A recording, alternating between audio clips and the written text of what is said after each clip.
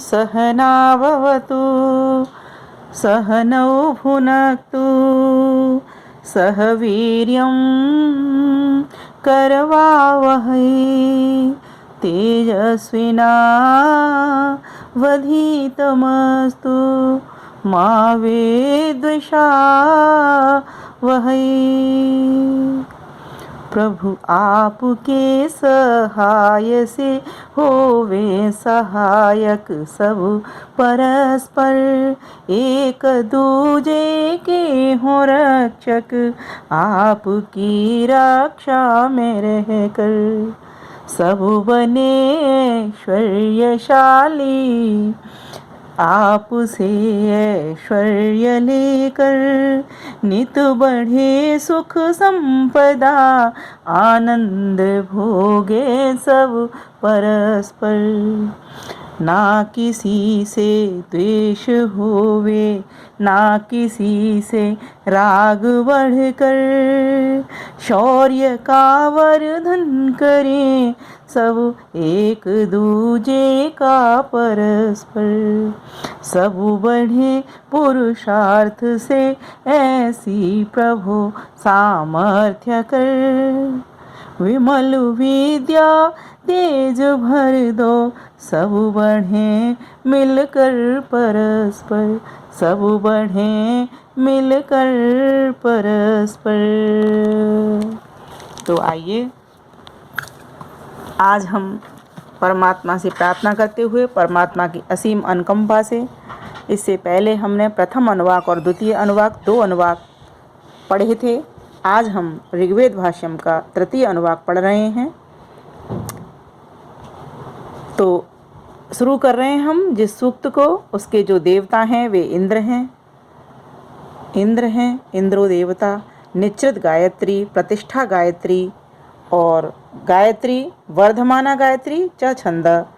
इतने इसमें छंद हैं इस सूक्त में, और इसका जो स्वर है वो षड्ज है, और इसके जो ऋषि हैं वो मधुच्छंदा ऋषि हैं। तो आइए पाठ करते हैं। ओम इंद्र सान सिमरई सजित्वानं सदा सहं वर्षिष्ठमूतये भर।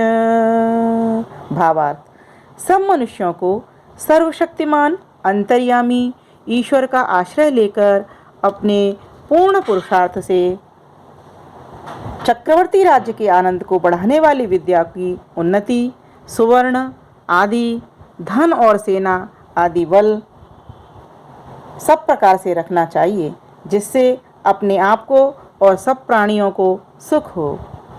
कैसे धन से परम सुख होता है सो अगले मंत्र में प्रकाश किया है। ओम नियेन मुष्टिहत्यया निवृत्रा ऋणधामहि तोतासो निर्वता। भावार्थ, ईश्वर के सेवक मनुष्यों को उचित है कि अपने शरीर और बुद्धि बल को बहुत बढ़ावें, जिससे श्रेष्ठों का पालन और दुष्टों का अपमान सदा होता रहे, और जिससे शत्रुजन उनके मुष्टिहार को न सह सकें, इधर उधर छिपते भागते फिरें। तो कहा कि वह मनुष्य किसको धारण करने से शत्रुओं को जीत सकते हैं, सो अगले मंत्र में कहा गया है। ओम इंद्र तोतास आवयम वज्रं घनादधीमहि जयेम संयुधि स्पृदः। भावार्थ, मनुष्यों को उचित है कि धर्म और ईश्वर के आश्रय से शरीर की पुष्टि और विद्या के द्वारा आत्मा का बल तथा युद्ध की पूर्ण सामग्री, परस्पर अविरोध और उत्साह आदि श्रेष्ठ गुणों को ग्रहण करके दुष्ट शत्रुओं के पराजय करने से अपने और सब प्राणियों के लिए सुख सदा बढ़ाते रहें। आगे कहा किस किस के सहाय से उक्त सुख सिद्ध होता है, सो अगले मंत्र में प्रकाश किया गया है। ओम वयम शूरेभिरस्तु वीरिंद्र त्वया युजा वयम सा सद्याम प्रीतन्यतः। भावार्थ, शूरता 2 प्रकार की होती है। एक तो शरीर की पुष्टि और दूसरी विद्या तथा धर्म से संयुक्त आत्मा की पुष्टि। इन दोनों से परमेश्वर की रचना के क्रमों को जानकर न्याय धीरज, उत्तम स्वभाव और उद्योग आदि से उत्तम उत्तम गुणों से युक्त होकर सभा प्रबंध के साथ राज्य का पालन और दुष्ट शत्रुओं का निरोध अर्थात उनको सदा कायर करना चाहिए। उक्त कार्य सहाय करने वाला जगदीश्वर किस प्रकार का है, सो अगले मंत्र में प्रकाश किया है। ओम महान इंद्र परश्चनु महित्वमस्तु वज्रिणे द्यौन प्रथिनाशवः।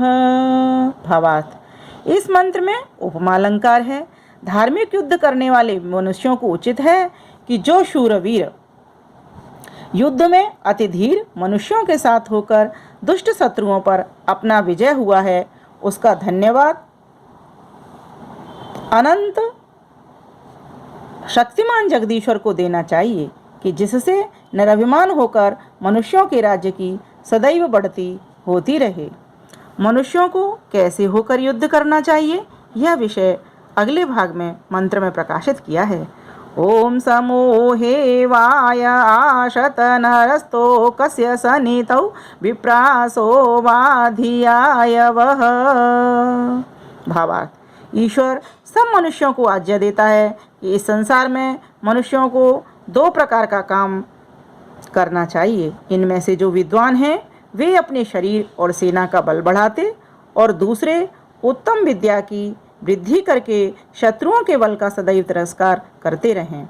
मनुष्यों को जब जब शत्रुओं के साथ युद्ध करने की इच्छा हो तब तब सावधान होकर प्रथम उनकी सेना और पदार्थों से कम अपना 2 गुना बल करके उनके पराजय से प्रजा की रक्षा करनी चाहिए तथा जो विद्याओं के पढ़ने की इच्छा करने वाले हैं वे शिक्षा देने योग्य पुत्र व कन्याओं को यथायोग्य विद्वान करने में अच्छे प्रकार यत्न करें, जिससे शत्रुओं के पराजय और अज्ञान के विनाश से चक्रवर्ती राज्य और विद्या की वृद्धि सदैव बनी रहे। ओम यह कुक्षी सोमपातमः समुद्र एव पिन्वते उवीं रापो न काकुदः। इस मंत्र में 2 उपमालंकार हैं। ईश्वर ने जैसे जल की स्थिति और वृष्टि का हेतु समुद्र तथा वाणी के व्यवहार का हेतु प्राण बनाया है, जैसे ही सूर्यलोक वर्षा होने, पृथ्वी के खींचने, प्रकाश तथा वाणी के व्यवहार का हेतु प्राण बनाया है, जैसे ही सूर्यलोक वर्षा होने, पृथ्वी के खींचने, प्रकाश तथा वाणी के व्यवहार का हेतु और रस विभाग करने का हेतु बनाया है, इसी से सब प्राणियों के अनेक व्यवहार सिद्ध हैं। उन अर्थों के निमित्त और कार्य का प्रकाश अगले मंत्र में किया है। ओम एषा यस्य सुनृता विरप्षि गोमती मही पक्वा शाखानदाशुषे।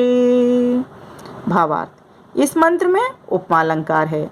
जैसे विविध प्रकार से फल फूलों से युक्त आम और कटहर आदि वृक्ष नाना प्रकार के फलों के देने वाले होके सुख देने हारे होते हैं, वैसे ही ईश्वर से प्रकाश की हुई वेदवाणी बहुत प्रकार की विद्याओं को देने हारी होकर सब मनुष्यों को परम आनंद देने वाली है। जो विद्वान लोग इसको पढ़ के धर्मात्मा होते हैं वे ही वेदों का प्रकाश और पृथ्वी में राज्य करने को समर्थ होते हैं। जो मनुष्य ऐसा करते हैं उनको क्या सिद्ध होता है, सो अगले मंत्र में प्रकाशित किया है। ओम एषा हि ते विभूतस्य ऊतय इंद्रमावते सद्यश्चित संति दाशुषे। इस मंत्र में लुप्तोपमालंकार है। ईश्वर की आज्ञा का प्रकाश इस रीति से किया है कि जब मनुष्य पुरुषार्थी होके सबका उपकार करने वाले और धार्मिक होते हैं तभी वे पूर्ण ऐश्वर्य और ईश्वर की यथा योग्य रक्षा आदि को प्राप्त होके सर्वत्र सत्कार के योग्य होते हैं। उक्त सब प्रशंसा किसकी है, सो अगले मंत्र में प्रकाश किया है।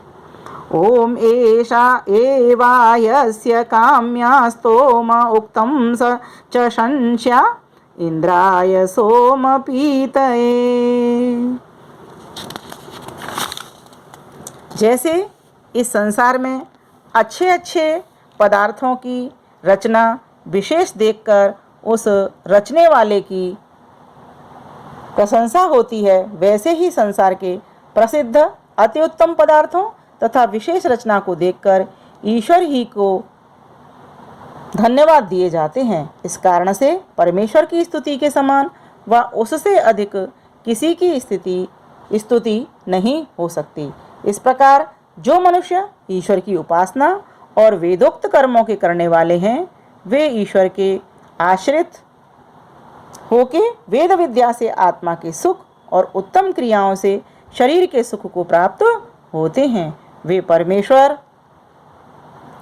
ही की प्रशंसा करते रहें। इस अभिप्राय से इस 8वें सूक्त के अर्थ की पूर्वोक्त 7वें सूक्त के अर्थ के साथ संगति जाननी चाहिए। यह 8वां सूक्त और 16वां वर्ग यहाँ समाप्त हुआ।